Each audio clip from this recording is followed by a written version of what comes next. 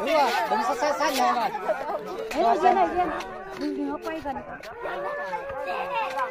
Hạn chế quay gần thôi.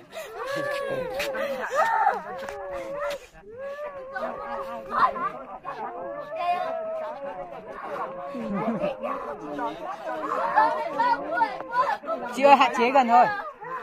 Mấy người kinh ở dưới không bắt như này đâu. dưới xuôi là xem học tập là mấy bạn ở trên này nhá. Anh làm đâu ấy? Anh á? Anh Kim mà. Bây giờ đi đâu vậy? Đi làm dưới này. Dưới nhà thờ bên dưới này. Ăn cơm ở dưới này, ăn cơm sang trên đây ghi đề. Xong lên đây tiện lên đây ghi đề xong bắt gặp. Kéo bạn áo đen kia cho bạn nào? Sao bạn? Giàu rồi, không thích rồi. Không thích là không bao giờ đi xe. Chỉ cả nó mà nó cũng có nhiều người chơi. Người ta dai hơn rồi.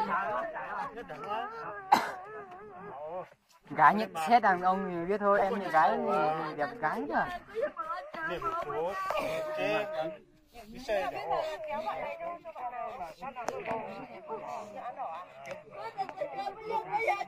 Mình đi sát chân không chỉnh lên nhỉ? Không, mình đi xem thôi à. Thế em đã xác định kéo chưa? Hay là rồi, em không yêu mới lấy thôi nhỉ? Em không thích kiểu này đâu. Bây giờ em nhìn đó ghế rồi em vừa nãy gọi là anh gái rồi mà nó cứ không nghe. Nó cứ bảo là có gì anh cứ kéo về anh cho anh chiếu về xong nói chuyện sau đây. Nhưng mà bà có chồng rồi thì sao? Có chồng quá. Nhưng mà gái đi có chồng rồi thì nó không kéo nhỉ? Nó không tin đâu. Nó không tin đấy. Chồng đến cho chồng đến nó mới tin à?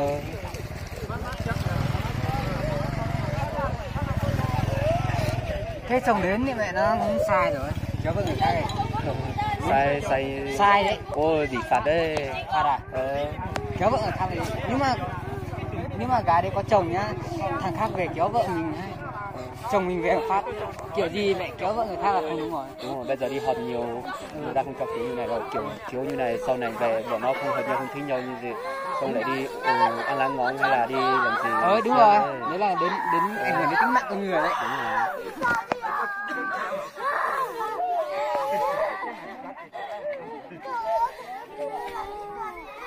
Anh phải làm kiểu về chia sẻ với con. Làm sao con cái sống thành người. Bắt cho đấy này chắc không thích mà yêu nhau đâu. Không thích đâu. Phải. Không thích đâu, thích đâu sao yêu nhau thì yêu nhau thì mới đến được với nhau. Cái ông này có thích treo không? Có thích cưới vợ không? Không thích này bắt được lấy. Thích à? Thích không? Ông này không thích không? Cưới vợ cho. Người ta tự đi yêu nhau.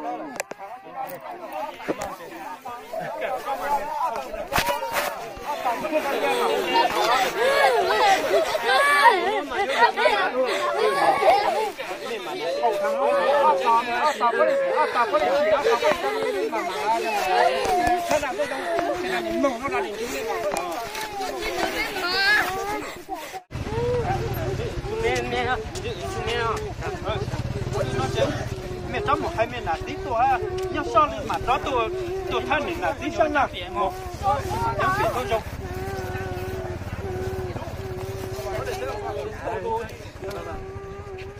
bố mẹ chị cháu mẹ đó lúc một chuyện này cô lấy chuyện mới bảo nó cá chưa niêm không? trang chơi thế à trang 진짜 그렇게 해요 같이 나 Ba bữa con ăn được rồi tao mà cũng lại là con tao mấy bữa con lại mấy lửa nó còn nhớ tụi nó chạy nó số con ba con nhỏ con chị nhà con nhỏ con rồi cho nên nó chơi liền cái này lâu mà thì cái chỉ cả cái này mà mua chỉ có mà có chế mà cha ăn thôi là cái đáp đấy mà chứng minh thôi chứng minh thôi có chút có ha chiếu cơ nó chỉ làm con nhà chơi đi sao hả chị đến kia lên những cái giả cô nó ta nữa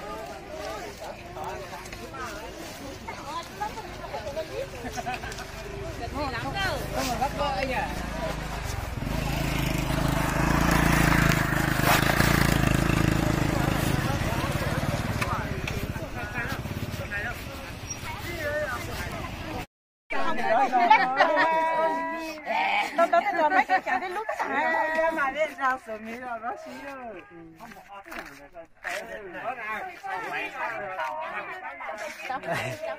hello tôi phải máy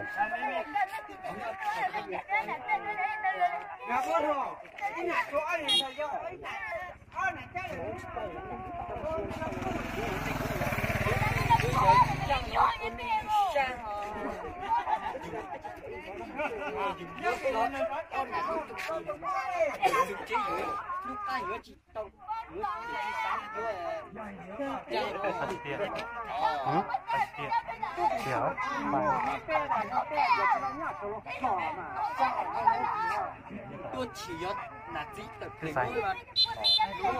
phải nhớ tỏ như hay tỏ à chỉ biết gì hay à không đấy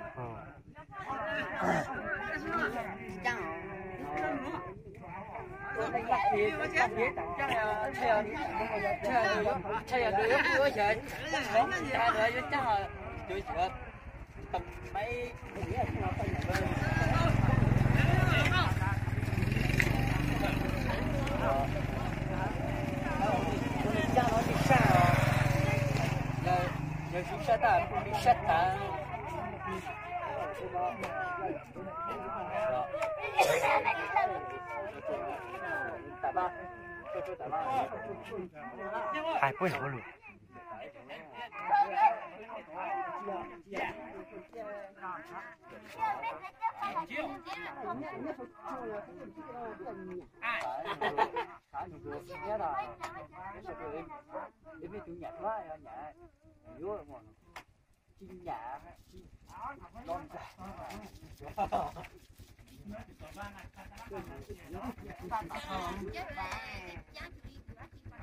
tôi này lúc rồi gì nó đi sai rồi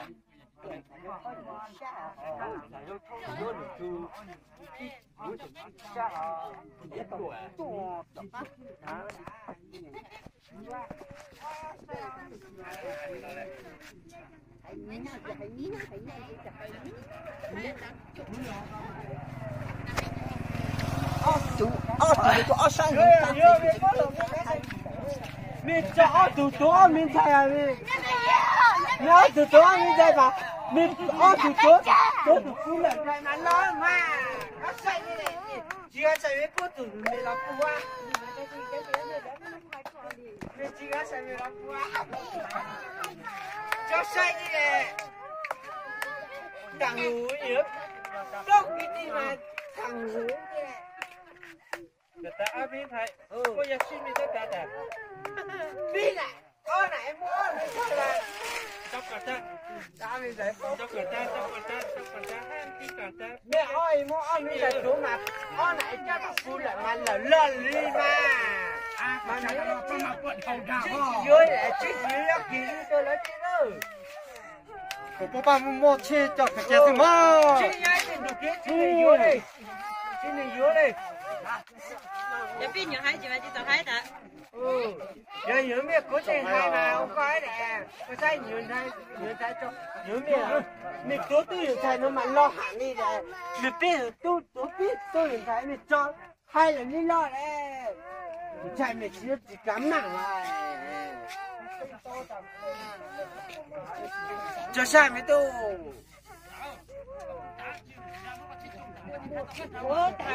chỉ lấy chèo chỉ lấy xe đồ chỉ lấy xe đồ cho sai nhớ nhớ ấy lại này mà mẹ tối tôi nhiều con mà tặng mẹ tối tôi nhiều con